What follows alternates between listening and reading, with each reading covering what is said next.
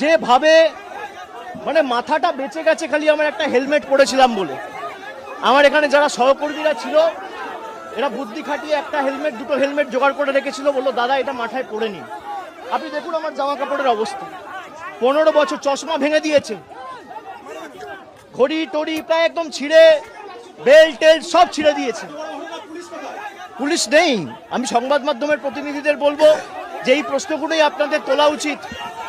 আমি এখন যেভাবে এসছি আমি একইভাবে বেরিয়ে যেতে পারি, কিন্তু আমি হয়তো বেরিয়ে গেলাম, এই যে সঞ্জুর বৃদ্ধ বাবা মা তার উপর তো চড়াও হবে। এই ছেলেগুলো, এই বখাটে ছেলেগুলো যাদের পেটে ঘুষি মারলে কখ কখ বেরোবে না, আমাকে বাইরে থেকে স্লোগান দিচ্ছে চোর, আর বাংলার বর্তমান মুখ্যমন্ত্রীকে নির্লজ্জ দোকান কাটার মতো হাত বার করে টিভির পর্দায় 5 লক্ষ টাকা ঘুষ নিতে দেখা গেছে। বাংলার কোনো মুখ্যমন্ত্রীকে টিভির পর্দায় আজ পর্যন্ত স্বাধীনতার পর এইভাবে নির্লজ্জভাবে কেউ টাকা নিতে দেখেনি।